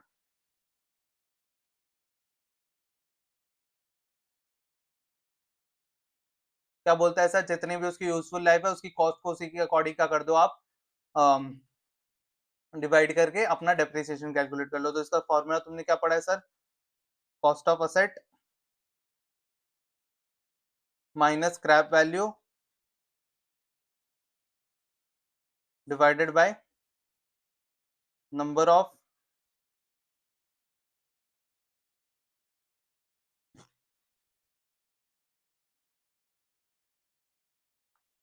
इस तरीके से तुम क्या करते हो सर, डेप्रिशिएट, स्क्रैप वैल्यू को तुम रेसिडुअल वैल्यू भी बोलते हो, कुछ भी बोल लो तुम, ठीक है। Cost of asset minus residual value divided by number of years, इस तरीके से तुम इसका डेप्रिसिएशन कैलकुलेट करते हो। दूसरा मेथड होता है तुम्हारा WDV, return down value method.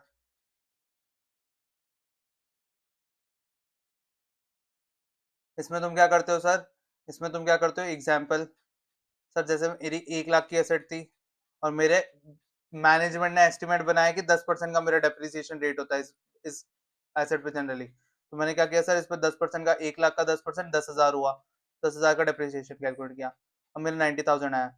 तो सर इसमें मेरी ओरिजिनल कॉस्ट क्या थी उससे कोई फर्क नहीं पड़ता, हर साल जितनी भी उसकी वैल्यू कम होती जाएगी उसी पे मैं क्या करता जाऊंगा, 10-10% का डेप्रिसिएशन कैलकुलेट करते रह जाऊंगा। तो सर ये 90,000, 90,000 पे 10% कैलकुलेट करूंगा तो 9,000 आ जाएगा, फिर 81,000 हो जाएगा, फिर 81,000 को सर मैं 8100 कर दूंगा, डेप्रिसिएशन 10%, फिर मेरा जो भी आएगा माइनस करके वो आ जाएगा। तो इस तरीके से तुम्हारा डेप्रिसिएशन इसमें वर्क करता है, ठीक है। ये तुम्हारा रिटर्न, सर ये क्यों बता रहे हो सर, ये हमने पढ़ा है, बचपन से पढ़ते आ रहे हैं, बिल्कुल पता है मुझे, तुमने ये 11 12 में पढ़ा है, अपने फाउंडेशन में पढ़ा है, तुम्हारे इंटर में भी था ये सिलेबस में, ठीक है। I know that but still मुझे पढ़ाना है तो वो मैं पढ़ा रहा हूँ तुम्हें।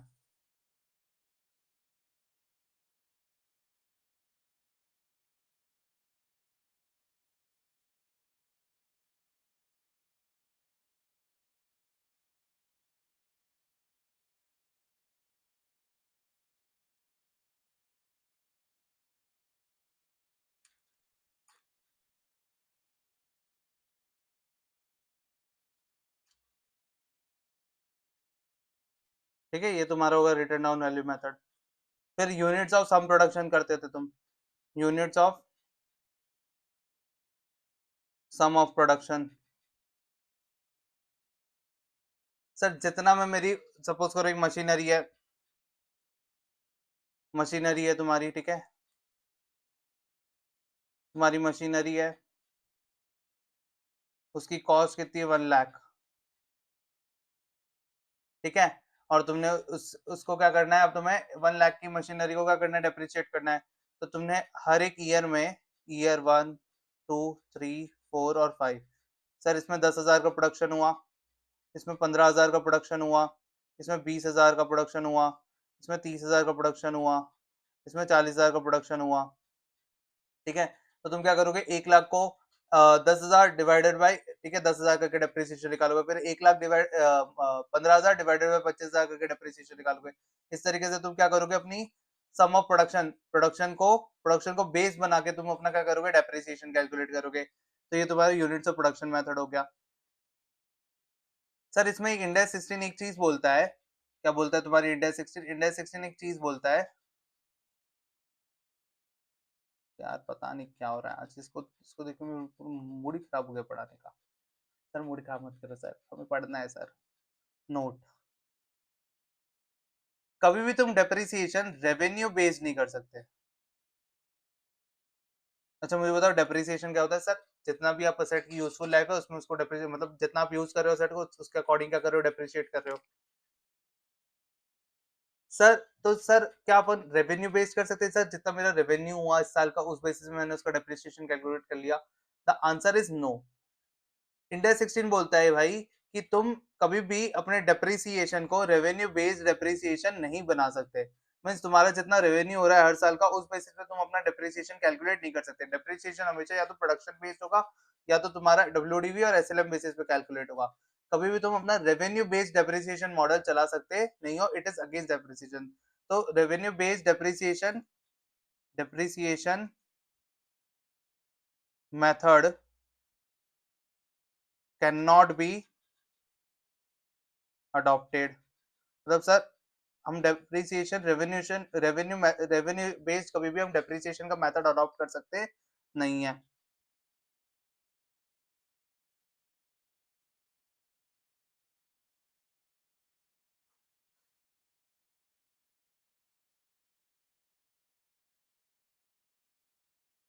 तो सर डेप्रिसिएशन मेथड क्या होता है, depreciation method, sir depreciation method हमारे है, एक तो एसएलएम है, एक डब्ल्यूडीवी है और एक यूनिट्स ऑफ प्रोडक्शन है।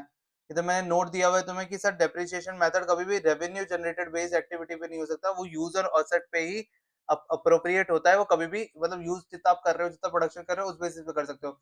रेवेन्यू बेसिस पे कभी भी आप डेप्रिसिएशन का मेथड अडॉप्ट कर सकते नहीं हो, क्योंकि डेप्रिसिएशन हमेशा होता ही यूज के बेसिस पे, असेट कितना यूज हो रहा है।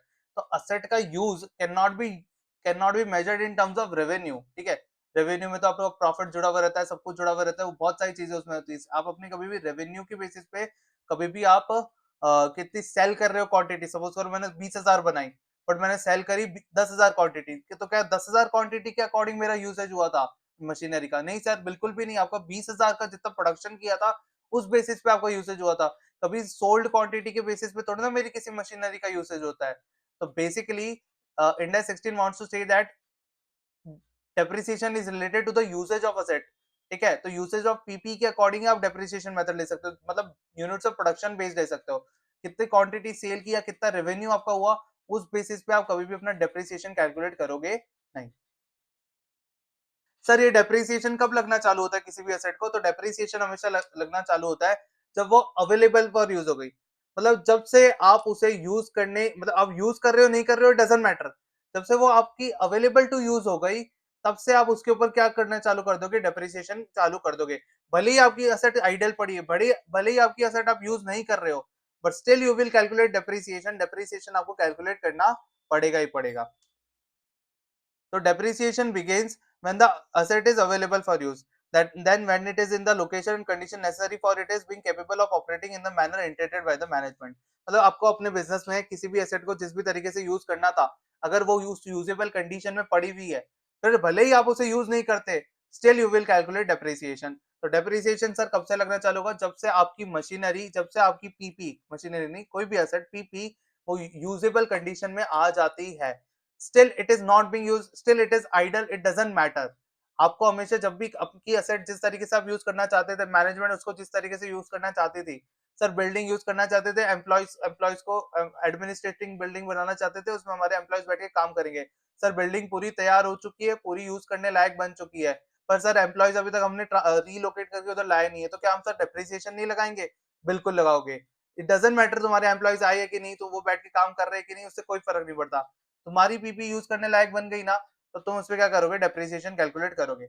सर मैंने मशीनरी खरीदी थी, मशीनरी का जो भी सेटअप करना था पूरा हो चुका है, बट सर प्रोडक्शन के लिए मेरे पास रॉ मटेरियल नहीं आया अभी तक, तो मैं उस मशीनरी को यूज नहीं कर पा रहा हूँ, it is idle. But question पूछो क्या वो यूजेबल कंडीशन में पड़ी हुई है? हाँ सर बिल्कुल, जैसे मशीनरी एकदम यूजेबल कंडीशन में है, सिर्फ रॉ मटेरियल डालूंगा और मेरा प्रोडक्शन बनने लग जाएगा।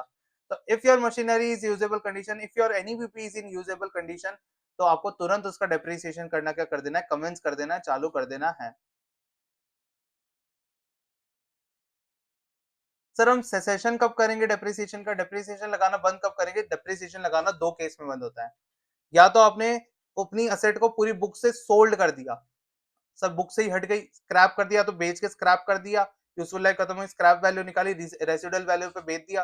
या तो एक्चुअली में बीच में कभी भी आपने सोल्ड कर दिया, बेसिकली आपने बेच दिया अपने एसेट को। तो सर आपने अगर अपनी एसेट को बेच दिया, तो अब आप उस पर डेप्रिसिएशन कैसे कैलकुलेट कर सकते हो? वो तो आपकी बुक्स में ही एग्जिस्ट नहीं करती। तो जब भी आपकी एसेट आप बेच देते हो, सोल्ड कर देते हो, स्क्रैप कर देते हो, then from that day you have to stop your depreciation. उसके बाद में आप कभी भी डेप्रिसिएशन उस एसेट के ऊपर कैलकुलेट कर सकते नहीं हो। तो सर हम सेसेशन कब करेंगे? सेसेशन आप कब करोगे? सेसेशन मतलब बंद करना। The date the asset is derecognise. Sir जिस समय आपने बुक से उसको क्या कर दिया? हटा दिया, सोल्ड कर दिया, स्क्रैप कर दिया, आप उससे क्या कर दोगे? डी रिकॉग्नाइज कर दोगे। या फिर आपने असेट को as a held for sale कर दिया, सर अभी बेचा नहीं है, बट मैंने उसे बेचने के लिए निकाल दिया है, it is now for sale purpose. ठीक है, मैं उसे बेचना चाहता हूँ, अभी तक बिकी नहीं है sir, but now it is declared as a held for sale purpose, इसे मैं बेचने के लिए रख रहा हूँ अब इसको, इससे मैं कोई भी प्रोडक्शन या कोई भी अपने यूज करने वाला नहीं हूँ, मैं इसको सेल करने के लिए निकाल रहा हूँ। तो ये इंड एस 105 बताता है कि कब अब एसेट हेल्ड फॉर सेल होती है, वो इंड एस 105 में डिस्कशन होगा उसका। और जब भी आपने उसे हेल्ड फॉर सेल भी कर दिया, तो भी वो उसका आपको डेप्रिसिएशन क्या करना पड़ेगा? बंद करना पड़ेगा। तो बेसिकली दो कंडीशन है सर, कि या तो आपने क्या किया, उसकी स्कोल्ड कर दिया, स्क्रैप कर दिया, अपनी बुक से पूरा निकाल दिया, डी रिकॉग्नाइज कर दिया, तब आपको उसका डेप्रिसिएशन क्या कर देना? बंद कर देना, जिस दिन आपने ये किया। या तो सर आपने जिस दिन उसे हेल्ड फॉर सेल कर दिया, तो उसी दिन से आपको क्या कर देना है? उसका डेप्रिसिएशन कैलकुलेट करना बंद कर दिया है। सर ये हेल्ड फॉर सेल कहाँ पे डिस्कस होता है? वो इंड एस 105 में डिस्कस्ड होता है। सर बार-बार हम बोल रहे डेप्रिशिएबल अमाउंट, तो डेप्रिशिएबल अमाउंट क्या होती है? हमेशा आपकी कॉस्ट ऑफ एसेट में से आपका माइनस कर दो रेसिडुअल वैल्यू, जो एसएलएम मैंने मेथड में मैंने तुम्हें बताई। Sir, idle asset. Depreciation does not cease when an asset becomes idle or is retired from active use. However, under the units of production method, the depreciation charge can be a zero when there is a no production. बोल रहे कि भाई suppose करो units of production method तुम करते हो, ठीक है, तुम्हें लगता है उससे जो, देखो यूनिट्स ऑफ प्रोडक्शन मेथड तुम कैसे लगाओगे? कैसे दिखाओ तुम्हें, पूरा डिस्कस करते हैं, चलो कुछ भी छोड़ेंगे नहीं, एकदम डिटेल में डिस्कस करते हैं सब कुछ। पहले इजी टॉपिक है तो क्या हुआ, तुमने पहले पढ़ा भी है तो क्या हुआ? अरे यार एक तो बस ये इतना त्रास दे रहा है, इतना ज्यादा त्रास दे रहा है, बार बार हैंग हो रहा है।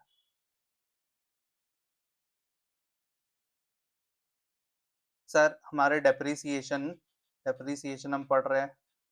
सर डेप्रिसिएशन में हमने क्या पढ़ा सबसे पहले? डेप्रिसिएशन क्या होता है सर? एसेट की कॉस्ट को उसकी यूजफुल लाइफ में डिवाइड करना और एज एन एक्सपेंस ट्रीट करना अपने पीएनएल के अंदर, that is something which is called as depreciation.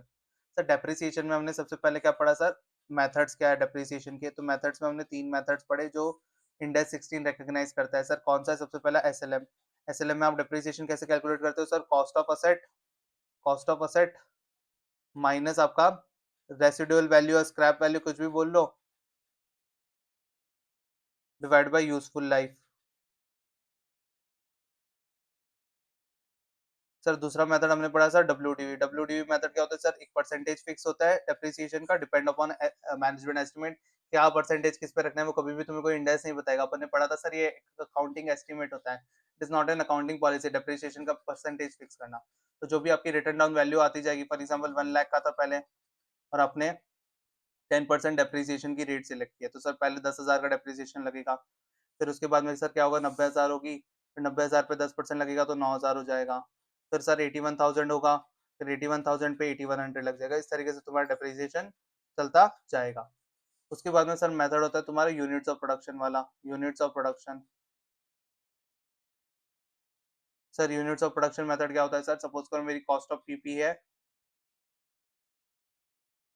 1 lakh रुपए, ठीक है, और उससे मुझे लगता है प्रोडक्शन होगा तुम्हारा, total production, life time production जो उसका होने वाला है वो कितना होने वाला है सर, उससे होने वाला है 10,000 का प्रोडक्शन।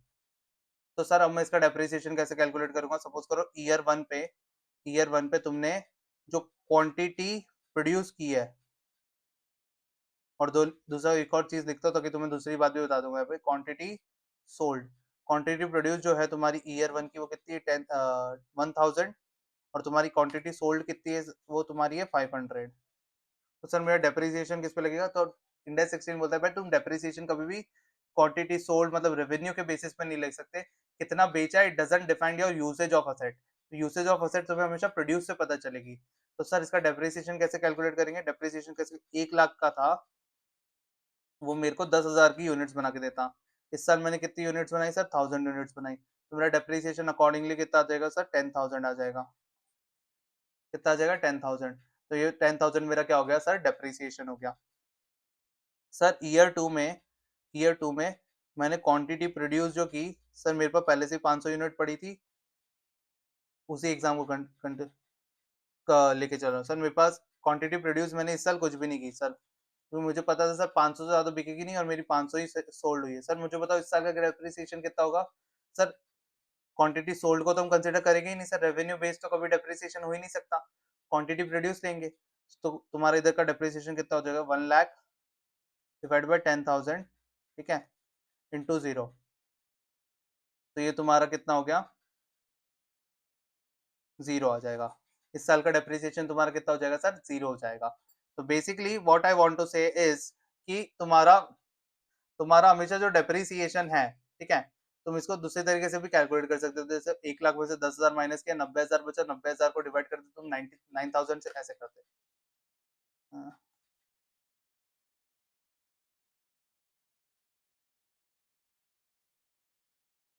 ऐसे भी कर सकते थे भाई, बता देता हूँ, कुछ भी चीज छूटे ना। मेरे बच्चों के कोई भी मार्क्स कटने नहीं चाहिए किसी भी तरीके से। सर क्या हमें डेप्रिसिएशन का मेथड भी पूछेंगे क्या एग्जाम के अंदर, भाई तुम फाउंडेशन में हो नहीं ना, तो ये डेप्रिसिएशन का कभी क्वेश्चन नहीं आएगा, डेप्रिसिएशन कैलकुलेट कर दो। क्वेश्चंस के इंटीग्रल पार्ट हमेशा होते हैं डेप्रिसिएशन, तो वो तो बट ऑब्वियस चीज है। तो मैं सभी कर सकते थे, 1 लाख में से तुम्हारा 10,000 माइनस हो गया, डिवाइडेड बाय तुम्हारे 10,000 में से 1,000 की क्वांटिटी बन गई है, और इस साल तुमने 0 बनाई, तो बेसिकली आंसर फिर भी 0 ही आता तुम्हारा, क्योंकि 90,000 डिवाइड बाई 9,000 होता, तुम्हारा आता 10 इंटू 0, 0 बन जाता, तो इस साल का डेप्रिसिएशन क्या हो जाता, 0। तो sir units of production method ऐसा है कि अगर तुमने कुछ प्रोडक्शन नहीं किया तो तुम्हारा डेप्रिसिएशन क्या हो सकता है, 0। बट सर अपन ने एक चीज और पढ़ी कि sir depreciation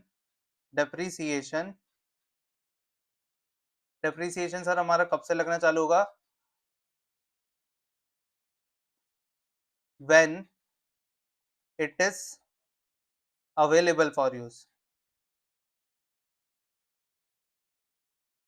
depreciation commencement, sir ये कब से होगी depreciation commencement, when it is available for use. जब से तुम्हारे प्लेस वो असेट यूज करने के लिए अवेलेबल हो गई, तब से तुम उस पर क्या कैलकुलेट करना चालू कर दोगे, डेप्रिसिएशन। सर मैं असेट को यूज नहीं कर रहा, सपोज करो फायर एक्सटिंग्विशर तुमने अपनी दीवार में लगा दिया, अभी तक उसे यूज नहीं किया, तो क्या तुम उसके ऊपर डेप्रिसिएशन कैलकुलेट नहीं करोगे, the answer is no. Sir उसका तो यूज ही तब होगा जब उसकी सिचुएशन आएगी यूज करने की। सर शुभ शुभ बोलो सर, क्यों आनी चाहिए उसकी यूज करने की सिचुएशन, बिल्कुल भी नहीं आनी चाहिए। वो ऐसा का ऐसा पड़ा पड़ा सड़ जाना चाहिए सर, बट उसकी यूज करने की सिचुएशन कभी नहीं आनी चाहिए, तुम तो यही चाहोगे ना। बिल्कुल सर, तो क्या तुम उसके ऊपर डेप्रिसिएशन कैलकुलेट नहीं करोगे, नहीं सर करेंगे सर, वो पड़ा है, ठीक है। उसकी लाइफ बीतेगी बीतेगी, उसकी 5 साल की लाइफ है सर, उसके बाद में उसकी जो जो भी लिक्विड जो भी उसमें होता होगा, ठीक है, I am not a science student, तो मुझे नहीं पता इतनी डिटेल्स, और अगर तुम समझोगे सर डम्बो हो सर, इसमें ये गैस होती है, वो गैस होती है, मेरे को याद भी है पर अभी भूल चुका हूँ कि कौन सी गैस होती है उसमें, ठीक है।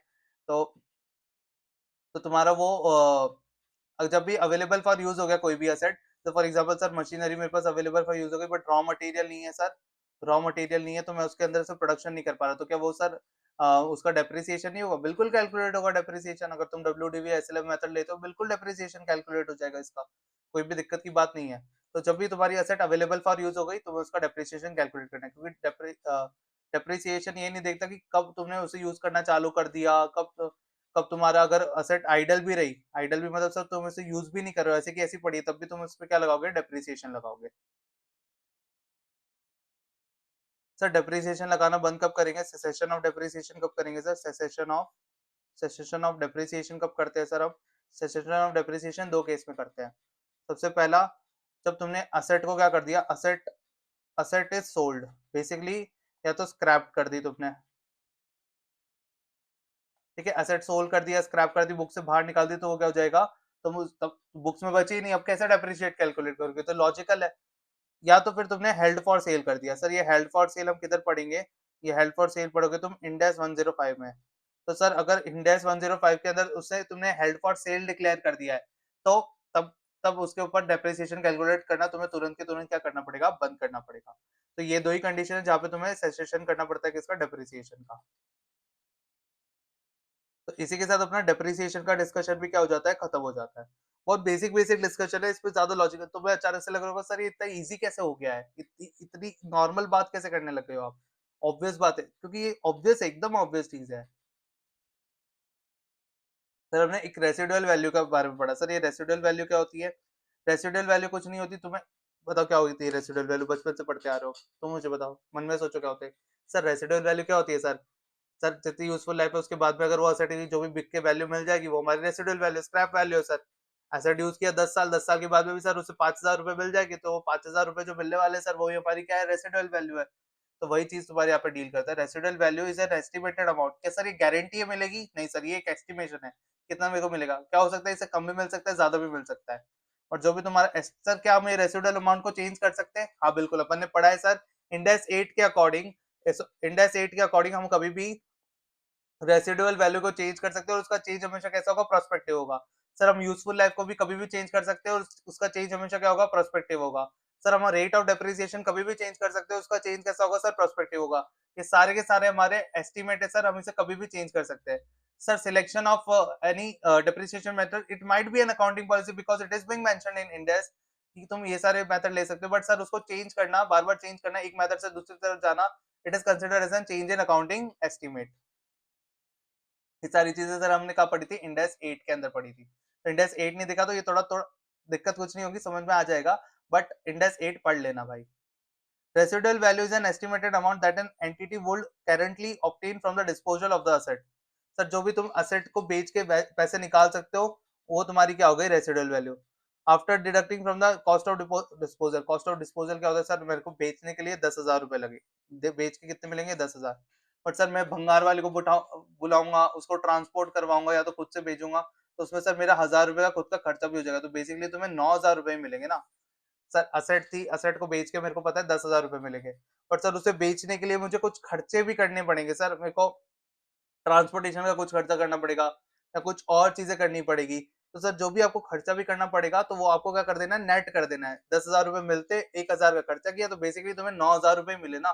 तो जो भी 9,000 रुपए तुम्हारी होगी, वो तुम्हारी क्या हो जाएगी? रेसिडुअल वैल्यू हो जाएगी।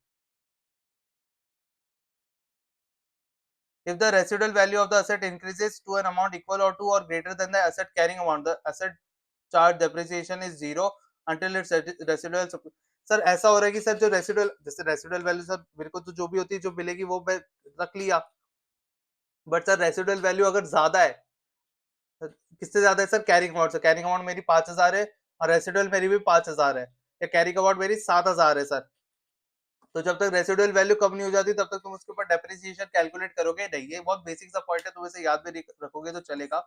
एक एडिशनली मैंने बात लिख दी है, बट तुम्हें इतना याद रखना है सर, रेसिडुअल वैल्यू क्या होती है? एस्टिमेटेड वैल्यू होती है सर, जो मेरे को उससे मिलने वाली है, किससे? असेट को डिस्पोज करके।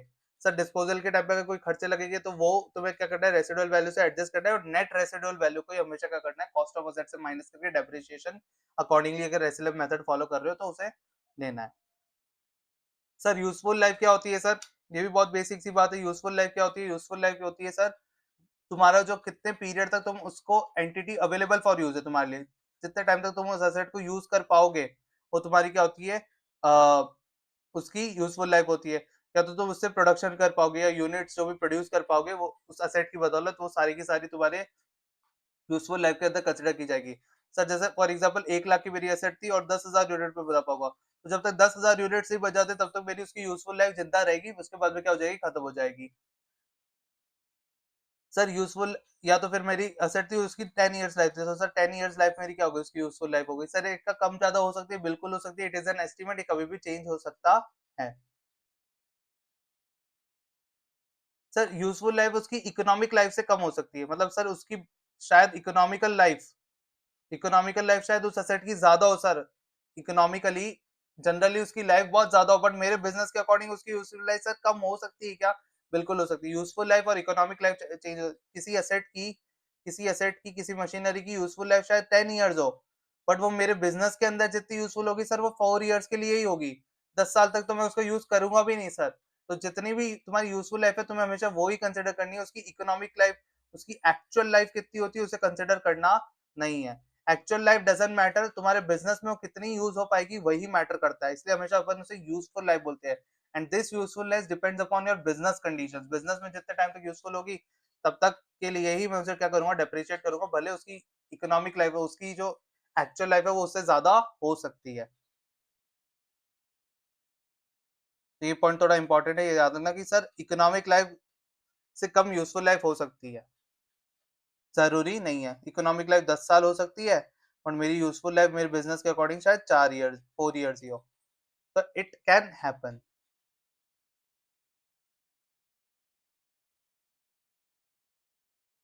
इंड एस 16 एक छोटी-सी गाइडलाइंस देता है सर। इंड एस 16 क्या देता है, छोटी-सी गाइडलाइंस देता है कि sir depreciation method, residual value, useful life, ये जो आप एस्टिमेट्स देते हो उनको आपको क्या करना चाहिए, एनुअल उसका रिव्यू करना चाहिए। आपको ईच अकाउंटिंग पीरियड के एंड में, हर 1 साल के एंड में आपकी उसको यूज़फुल लाइफ, उसका मेथड, उसके रेसिडुअल वैल्यू को बार-बार रिव्यू करते रहना चाहिए। ये एक तुम्हें गाइडेंस प्रोवाइड करता है। और सर अपन ने पढ़ा है सर ये रेसिडुअल वैल्यू, यूज़फुल लाइफ, अ, डेप्रिसिएशन मेथड, ये सारे क्या है, मेरे अकाउंटिंग एस्टिमेट्स है, ठीक है? तो उसका ट्रीटमेंट मेरे को कैसे करना है, हमेशा प्रोस्पेक्टिवली करना है, कभी भी रेट्रोस्पेक्टिवली करना नहीं है। ये इंड एस 8 में ही तुमने डिस्कस किया था, ठीक है? ये बहुत बेसिक सा पॉइंट है। तो sir depreciation method, useful life, ये सारी चीज़ों को आपको एनुअली रिव्यू करना है कि भाई यूज़फुल लाइफ कम तो नहीं हो गई, या रेसिडुअल वैल्यू बढ़ तो नहीं गई या कम तो नहीं हो गई, क्या डेप्रिसिएशन मेथड सही है कि गलत है? मेरे को तो क्या पता, एसएलएम में ना दिखा के मुझे यूनिट्स ऑफ प्रोडक्शन के बेसिस पे दिखाना चाहिए था, तो ज़्यादा अच्छा व्यू देता। प्रेजेंटेशन ऑफ फाइनेंशियल स्टेटमेंट उससे ज़्यादा इंप्रूव हो पाती। तो सर जो भी आपका एस्टिमेट अगर आपको लगता है चेंज होना चाहिए तो एनुअल रिव्यू करना है आपको, और अगर नहीं लगता है चेंज तो मत करना चेंज। और सर जब भी चेंज करोगे तो किस तरीके से अप्लाई करोगे? प्रोस्पेक्टिवली अप्लाई करोगे। तो सर तुम्हें दिख गया होगा कि कितने छोटे-छोटे पॉइंट्स है ये। सबसे पहले अपन ने क्या पढ़ा सर, डेप्रिसिएशन पढ़ लिया। फिर अपन ने क्या पढ़ा सर, उसका एनुअल क्या बोलते हैं, डेप्रिसिएशन मेथड पढ़ लिया। फिर उसके बाद में अपन ने उसका रेसिडुअल वैल्यू पढ़ लिया, यूज़फुल लाइफ पढ़ लिया और एनुअल रिव्यू करना चाहिए। ये 4 पॉइंट बहुत बेसिक पॉइंट्स हैं। उसके अलावा सर लैंड एंड बिल्डिंग तो अपन का पहले भी पढ़ा हुआ है, और सब्सिक्वेंट कॉस्ट अगर कुछ इनकर्ड होती है तो सर आप day to day repairs and maintenance का अगर कॉस्ट इनकर्ड करते हो, जो एसेट की, जैसे सपोज करो सर मेरे को उसपे कुछ ऑयलिंग करनी पड़ती है सर, कुछ फ्यूलिंग करनी पड़ती है सर, कुछ स्क्रू व्रू लगाने पड़ते हैं, day to day repairs and maintenance के खर्चे है सर। मुझे कोई सर्विस कोई बुला के उस मशीन की सर्विसिंग करवानी पड़ती है सर। जैसे मैंने सपोज करो कार खरीदी, car is an asset of my business, और उस असेट को मैं हर हर महीने क्या करता हूँ, उसकी सर्विसिंग करवाता हूँ, उसमें इंजन ऑयल डलवाता हूँ, सब कुछ डलवाता हूँ। तो सर क्या वो रिपेयर्स एंड मेंटेनेंस से वो मेरी एसेट को चलाने की, नॉर्मली चलाने के लिए, उससे मेरी कोई यूज़फुल लाइफ या मेरे उससे एफिशिएंसी या बहुत कुछ इंक्रीज़ नहीं होने वाला। उससे कोई ओवरऑल मेरा एसेट में बहुत बड़ा इम्पैक्ट नहीं आने वाला। तो सर ये सारे खर्चे अब मैं क्या कर दूँगा, पीएनएल में डेबिट कर दूँगा। उसके अलावा सर अगर मैंने कोई रिप्लेसमेंट किया, कोई मेजर पार्ट का रिप्लेसमेंट किया, जिसमें मैंने तुम्हें एरोप्लेन का एग्ज़ाम्पल दिया। सर एरोप्लेन की टरबाइन होती है, इंजन होता है, वो बहुत बड़ा पार्ट होता है एरोप्लेन का। सर अगर वो पुराना हो गया, मुझे नए से रिप्लेस करना पड़ा, तो तुम क्या करोगे सर, पुराने की जो अमाउंट है उसे बुक्स में से बाहर निकालोगे, नई की अमाउंट को क्या कर दोगे, कॉस्ट ऑफ असेट में ऐड कर दोगे। सर मेजर इंस्पेक्शन ओवरऑल पे अपना डिस्कशन अभी तक पूरा नहीं हुआ है, तो मैं उसे बाद में डिस्कस करूंगा विद कंपोनेंट अकाउंटिंग। बेसिकली अब अपने सिर्फ 3 टॉपिक बाकी रह गए हैं, D recognition, changes in existing decommissioning और तुम्हारा कंपोनेंट अकाउंटिंग। इसके बाद में पूरा पूरा इंडेक्स 16 के कंसेप्ट खत्म हो जाएंगे। बधाई हो तुम्हें, जल्द से जल्द अपना ये इंडेक्स 16 खत्म होने वाला है। अभी तक अपन ने क्या पढ़ा था सर? डेफिनेशन पढ़ी थी, पूरा कल अपना रिवीजन भी होगा, फिर अपन क्वेश्चन पे पढ़ेंगे। डेफिनेशन पढ़ा, उसके बाद में तुमने क्या पढ़ा सर? कब हम रिकॉग्नाइज करेंगे सर? रिकॉग्निशन के बाद में तुमने क्या पढ़ा सर? इनिशियल मेजरमेंट पढ़ा। इनिशियल मेजरमेंट के बाद में तुमने क्या पढ़ा सर? सब्सिक्वेंट मेजरमेंट पढ़ा। सब्सिक्वेंट मेजरमेंट के बाद में तुमने लैंड एंड बिल्डिंग के बारे में पढ़ा। लैंड एंड बिल्डिंग के बाद में तुमने क्या पढ़ा? तुम्हारा सब्सिक्वेंट कॉस्ट इनकर्ड के बारे में पढ़ा। सब्सिक्वेंट कॉस्ट इनकर्ड के बाद में तुमने क्या पढ़ा? डेप्रिसिएशन पढ़ा। डेप्रिसिएशन के बाद में तुमने क्या पढ़ा? रेसिडुअल वैल्यू क्या होती है। उसके बाद में तुमने यूजफुल लाइफ क्या होती है वो समझा। और तुम्हारा एनुअल रिव्यू होना चाहिए हर एक इन चीजों का, वो देखा।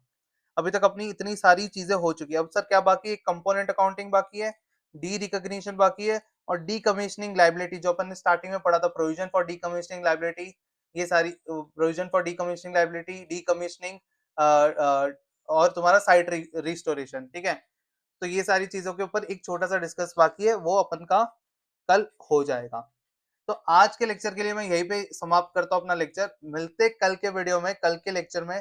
तब तक के लिए पूरा अच्छे से पढ़ के आना। कोई भी तुम्हारा डाउट रह गया हो, मैं पर फिर से सारी चीजें कल रिपीट करने वाला हूँ, तो कोई टेंशन मत लेना, ठीक है। तो मिलते हैं नेक्स्ट वीडियो में, तब तक के लिए बाय बाय। होप्स आपको बहुत मजा आया होगा आज के लेक्चर में। मिलते हैं कल के लेक्चर में, तब तक के लिए bye bye. Keep studying and keep learning.